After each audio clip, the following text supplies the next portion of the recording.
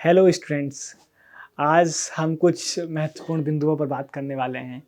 जैसा कि हम लोग जानते हैं कि हमारे फ़ेब में एग्ज़ाम हैं, बोर्ड के एग्ज़ाम हम लोग प्रिपरेशन कर रहे हैं। 10th क्लास में अभी आप सब लोग हैं और 10th क्लास में कुछ ना अन्य-अन्य तरीके से कुछ चैलेंजेस हमारे साथ में आते हैं, हमारे सामने आते हैं।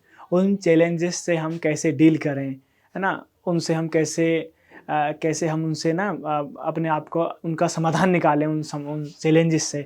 ये सब हमारे पास में चुनौतियाँ रहती हैं, ख़ास करके इस एक तो 2 या 3 चीज़ें बेसिकली।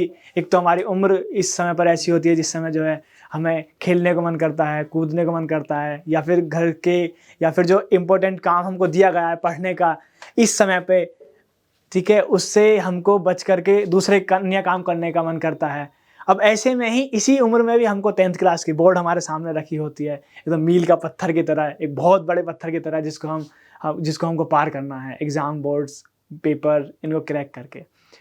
तो अब ऐसे में ज़रूरी हो जाता है बच्चों कि हम चीज़ों को बेहतर तरीके से समझें।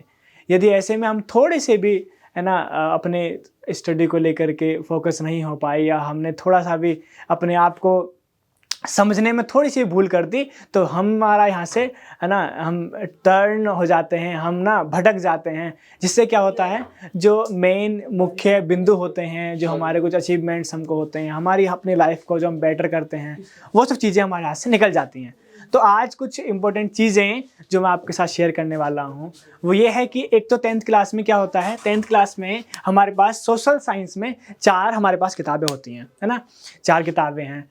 आज की जो जो ये वीडियो होने वाली है, ये वीडियो वो बच्चे जो मुझसे कनेक्टेड हैं, जो प्रॉपर तरीके से मुझे देख रहे होंगे, मेरी वीडियोज़ को फ़ॉलो करते होंगे, और ख़ास करके वो बच्चे जो बहुत कम समय में अभी तैयारी करना जिन्होंने शुरू किया है, वो भी इस वीडियो को देख कर के काफ़ी उनको मदद मिलेगी। तो मैं क्या बता रहा था कि एसएसटी में सोशल साइंस में 10th क्लास में 4 बुक्स हमारी लगे हुए हैं सिलेबस में।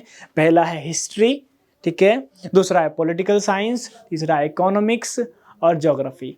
इन 4 बुक्स हम बेसिकली एक साथ हमने पूरी साल में हमने स्टडी की हैं, अलग-अलग तरीके से हमने अलग-अलग चैप्टर के माध्यम से हमने चीज़ों को पढ़ा है।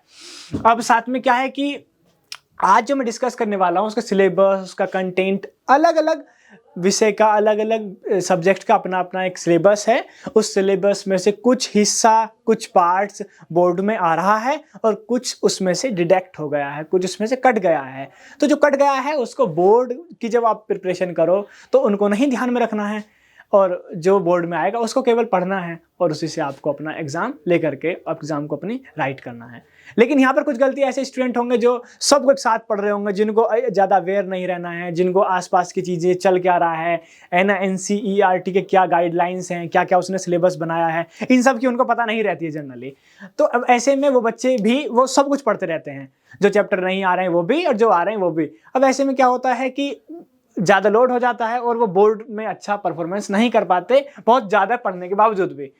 तो कुछ बच्चे अलग होते हैं जिनको सब पता होता है और जो अवेयर होते हैं, कम पढ़ते हैं लेकिन क्वालिटेटिव पढ़ते हैं, है ना? कम पढ़ते हैं लेकिन वैल्यूएबल चीज़ें को समझते हैं, क्या इंपॉर्टेंट है, क्या किसको छोड़ना है और किसको पढ़ना है, उनको ये पता होता है। तो ऐसे बच्चे हमेशा आगे और अच्छे मार्क्स ले आते हैं और बेहतर परफॉर्मेंस कर देते हैं। साथ ही आज हम पढ़ने वाले हैं बच्चों कि जो पॉलिटिकल साइंस है उसमें कितने चैप्टर्स हैं। तो आज देखिएगा आप, उसमें टोटल 5 चैप्टर्स हैं और 5 चैप्टर्स में जो सारे चैप्टर्स में से इक्वल डिवीज़न मार्क्स का आ रहा है।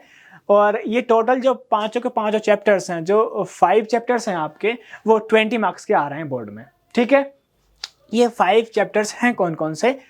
सो इसमें फर्स्ट चैप्टर है पावर शेयरिंग, जिसमें मैंने अपनी वीडियो में भी पावर शेयरिंग को एक अच्छे तरीके से आसान भाषा में आपको एक-एक बिंदु को अच्छे तरीके से बताया है।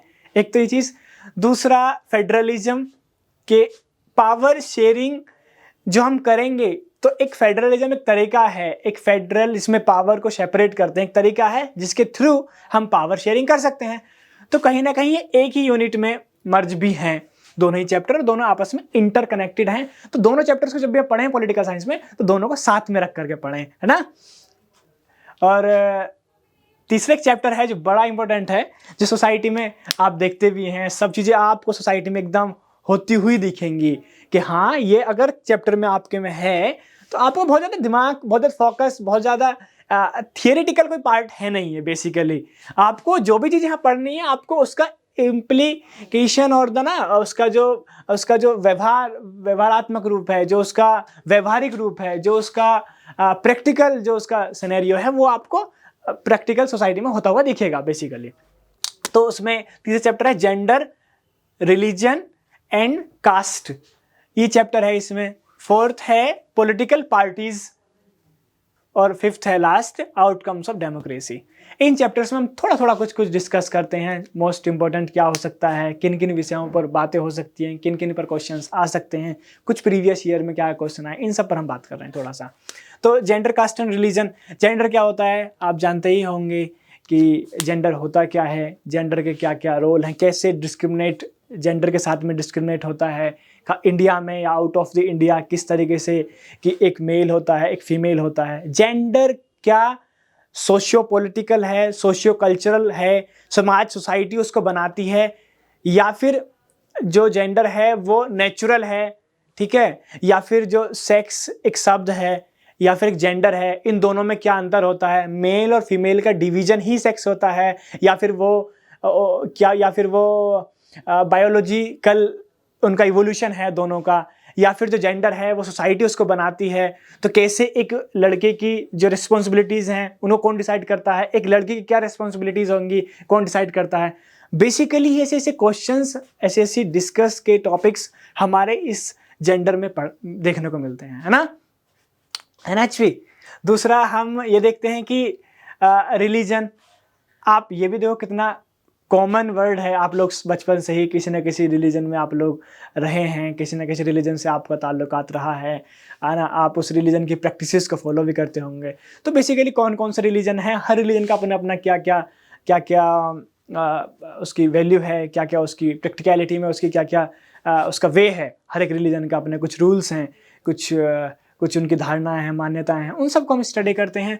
साथ ही जब पॉलिटिकल साइंस के रिलेशन में हम देखते हैं तो इस रिलीजन का वोट बैंकिंग में, डेमोक्रेसी में या डेमोक्रेटिक स्ट्रक्चर में क्या रोल है, ये भी हम लोग समझने की कोशिश करते हैं। क्योंकि अल्टीमेट हम पॉलिटिकल साइंस पढ़ रहे हैं, तो पॉलिटिकल साइंस के सिनेरियो से हम इन सब तमाम मुद्दों पर हम डिस्कस करते हैं। कास्ट इंडिया की एक सबसे बड़ी कॉम्प्लेक्स या ये भी कहें जटिल एक समस्या है जो काफ़ी लंबे समय से रही है। जब हम हिस्ट्री पढ़ेंगे तो हमने हिस्ट्री में पढ़ा भी किस तरीके से कास्ट आई, कैसे वेदों से निकल कर के कैसे एक रिलीजन के थ्रू, जो कि एक व्यवस्था थी जो कि कर्म के बेसिस पर थी, वो फिर जन्म के बेसिस पर हुई, और उसी से हमारी जो कास्ट है ना, जो जाति है वो हमारी आई। और वो जाति जो शब्द है उसको, उस शब्द को किस तरीके से समाज में, किस तरीके से समाज और सोसाइटी में वो कैसे इस्टेब्लिश है आज भी, और उसको किस किस तरीके से ख़त्म करने की कोशिशें होती गई हैं, किस तरीके से रूल्स रेगुलेशन बने हैं सोसाइटी में, उन सब मुद्दों पर हम बात करते हैं। कैसे अंबेडकर का योगदान रहा है इस कास्ट को ख़त्म करने में, इसको एबॉलिश करने में, है ना। इन सब मुद्दों को हम पढ़ते हैं इसी चैप्टर में, ठीक है। अगला एक और इम्पोर्टेंट चैप्टर है जिसका नाम है पॉलिटिकल पार्टीज़। पॉलिटिकल पार्टीज़ में बेसिकली हम लोग क्या पढ़ते हैं कि इंडिया में डेमोक्रेटिक कंट्री है, इंडिया एक, उसमें पॉलिटिकल पार्टीज़ हैं, हर एक ग्रुप को अपनी पार्टीज इस्टेब्लिश करने की फ्रीडम है, इंडिपेंडेंट है वो अपनी पार्टी इस्टेब्लिश करने में। तो कौन कौन सी बेसिकली पार्टीज़ हैं, रीजनल पार्टीज़ क्या होती हैं, नेशनल पार्टीज़ क्या होती हैं, इन सब मुद्दों को हम डिस्कस करते हैं। जैसे कि बीजेपी है, कांग्रेस है, या फिर और आम आदमी पार्टी है, या फिर बहुजन समाजवादी पार्टी है ना। एक कम्युनिटी की अपनी पार्टी है, एक कम्युनिटी की अपनी पार्टी है जो उसकी अपनी एक आइडेंटिटी है, वो अपनी आइडेंटिटी को प्रमोट करती है, ठीक है। या जैसे कि कोई दूसरी पार्टी है वो अपनी आइडेंटिटी को प्रमोट करती है, ठीक है। इस तरीके से हर एक सोसाइटी में हर एक पार्टी होती है, उस पार्टी की अपनी एक आइडेंटिटी होती है, एक कोर प्रिंसिपल होता है, जिस कोर प्रिंसिपल को प्रायोरिटी पर रख करके वो अपना काम करती है। इन सब चीज़ों को हम लोग इस चैप्टर में डिस्कस करते हैं। आसान है। अब देखो पार्टी को आसान करना कितना आसान हो जाता है। कोई भी पार्टी मैंने बोली बीजेपी, तो आपको बस कमल याद रहना चाहिए, तो आपको बीजेपी याद आ जाएगी। मैंने बोला कांग्रेस, तो आपको बस हाथ याद होना चाहिए, उसका सिंबल हाथ है, तो आपको कांग्रेस याद रह जाएगी। उसका कब इस्टेब्लिश हुई, वो कब बनी, कौन कौन बना, ये सब मोटी मोटी चीज़ें पढ़ लो। प्रैक्टिकलिटी में तो है ही वो चीज़ें। एक तो ये बात हो गई। दूसरा, जब मैं कहूँगा आपको बहुजन समाजवादी पार्टी, तो हाथी, हाथी आप देख के पढ़ लो, हाथी से आप समझ में आ जाएगा कि भाई हाथी है। अब हाथी किसका सिंबल है बताओ? बहुजन समाजवादी पार्टी का। अच्छा, समाजवादी पार्टी क्या है और नहीं बताया तुमको, फिर कैसे अपने बोर्ड के एग्जाम को तुम फेस करोगे? समाजवादी पार्टी का सिंबल है साइकिल, है ना, जो कि जो अभी योगी आदित्यनाथ की सरकार है यूपी में, उससे पहले ही समाजवादी पार्टी वहाँ पर काम कर रही थी, उसका सिंबल है साइकिल। इस तरीके से इन सब पार्टीज के बारे में बेसिकली पढ़ते हैं, ठीक है। Outcome of democracy. अब डेमोक्रेसी तो हमारे इंडिया में है ही, लेकिन उसके आउटकम्स क्या होंगे? क्या वो इंडिया ने जो उसको अडॉप्ट किया, क्या वो सही है, क्या वो गलत है, उसके रिजल्ट्स क्या रहे, उसके आउटकम्स क्या रहे, पॉजिटिव आउटकम्स क्या क्या हो सकते हैं, क्या क्या हो रहे हैं, है ना। क्या डेमोक्रेसी में जो है सभी की लोगों की बात मानी जाती है? क्या उसमें माइनॉरिटीज के साथ में, जब हम कहते हैं डेमोक्रेसी, अब मोटी मोटी चीज़ें हम समझने की कोशिश करते हैं, छोटा सा एकदम हल्का सा एग्जाम्पल लेते हैं। जब हम बोलते हैं डेमोक्रेसी, जिसमें हम बोलते हैं कि डेमोक्रेसी में ना लोगों का रूल होता है, लोगों की कंसेंट होती है, लोगों की हर एक व्यक्ति की बात मनाई जाती है, लेकिन इसमें एक मेजोरिटी भी तो होती है कि ज़्यादा लोगों ने यदि किसी ग्रुप को चुन लिया तो वो ग्रुप जीत गया। तो इसमें मेजोरिटी हुई ना यहाँ, तो माइनॉरिटी के साथ क्या होगा? तो ये क्वेश्चंस, इसके कुछ आउटकम्स हैं, कुछ इसके साइड इफेक्ट हैं, उन सब चीज़ों पर हम बात करते हैं। तो बेसिकली हम 5th ये जो 4 या 5 चैप्टर्स हैं बेसिकली, इनको हम पढ़ते हैं, 20 मार्क्स के आते हैं, है ना, पॉलिटिकल साइंस में इन सब चीज़ों को हम डिस्कस करते हैं। 2 और 3 बात बता करके मैं आपको और इन बातों को अपनी जो है बात को समाप्त करूँगा। एक तो ये कि जब बोर्ड की हम तैयारी कर रहे हैं, ठीक है, पहला तुम समझ लो चैलेंजेस क्या क्या है, पता है सबसे पहला चैलेंज क्या है? तो ठंड बहुत पड़ रही है, अब तो बस कम हो रही है ना, अभी कुछ दिन से बोल बारिश और पड़ना शुरू हो जाएगी। तो ऐसे में क्या होता है, हमारी जो मन होता है वो बड़ा चंचल है। अब क्योंकि मन चंचल है तो वो भटकता रहता है, कंसंट्रेट नहीं कर पाते हम लोग, है ना। थोड़ी देर बैठे तो हम इन तमाम तरीके की बेसिक समस्याएं हमारे सामने आती रहती हैं। तो अब ऐसे इनसे डील कैसे करें? कुछ नहीं करना है आपको क्या करना है, आपको ये समझना है कि इन 2 महीने के बाद में या 1 महीने के बाद में मेरे पास पूरी उम्र है, ठीक है। अब मैं उस पूरी उम्र में क्या करूँगा? अगर आज मैंने 2 महीने इनमें स्ट्रगल कर लिया, मेरी 10th हो जाएगी, 10th के बाद में 11th में जाऊँगा, अपनी नई साइड लूँगा, वहाँ पर मैं मेहनत करूँगा, कुछ पढ़ने की कोशिश करूँगा। असल में शायद कुछ बच्चों के लिए पढ़ाई बोर भी हो सकती है, कुछ बच्चों के लिए वो बहुत वैल्यूबल हो सकती है, लेकिन मोटा-मोटी तौर पर अगर हम देखें, यदि आप 12th बहुत अच्छे से कर लेते हो और जो भी आपके पास में सब्जेक्ट हैं उनको आप अच्छे से पढ़ लेते हो, तो आपको इस दुनिया को सोचने या समझने में बहुत मदद मिलती है। मैं तो ऐसे समझता हूँ, अगर तुम मुझसे पूछोगे कि पढ़ाई क्या है या कैसे एजुकेशन है, तो मैं तो ऐसे समझता हूँ इसको कि एजुकेशन ना एक अच्छा कुछ भी काम करने के लिए बहुत ज़रूरी है। अगर आप एक अच्छे फादर भी बनना चाहते हो ना, तो एजुकेशन बहुत ज़रूरी है। क्योंकि अगर आपके बच्चे आपसे पूछेंगे कि पापा ये बताइए, ये क्वेश्चन मुझसे नहीं हो रहा है, तो आप अपने बेटे से क्या बोलेंगे कि नहीं बेटा मुझसे नहीं आता। तो फिर आप एक फादर तो हैं, लेकिन आप अपने बच्चे की स्कूल की समस्या, पढ़ाई की समस्या सोल्व नहीं कर पाए, तो फिर एक आप अच्छे फादर नहीं हो सकते। एक बेसिक समस्या समाप्त नहीं कर पाए, उसे खत्म नहीं कर पाए, सोल्व नहीं कर पाए। उसने पूछा पापा ये तारे क्यों दिखते हैं, तो आप उनको नहीं बता पाओगे, चुप हो जाए, डांट के उसे चुप कर दोगे, उसकी क्यूरियोसिटी को आप समाप्त कर दोगे। जो बच्चा ना, एपीजे अब्दुल कलाम बोलते हैं कि हर एक बच्चा अपने आप में साइंटिफिक लिटिल साइंटिस्ट होते हैं बच्चे, लेकिन आपने उनकी क्यूरियोसिटी को समाप्त कर दिया, क्योंकि आप अपने जीवन में जब विद्यार्थी थे आप पढ़े ही नहीं, तो फिर आपने उसकी क्यूरियोसिटी को समाप्त कर दिया। तो वो जहाँ वो लिटिल साइंटिस्ट था, उसने आपने ही अपने बच्चे को साइंटिस्ट बनाने से आपने उसकी जो वैज्ञानिक सोच थी आपने उसको दफन कर दिया। तो आप एक अच्छे फादर कैसे हो सकते हैं, है ना।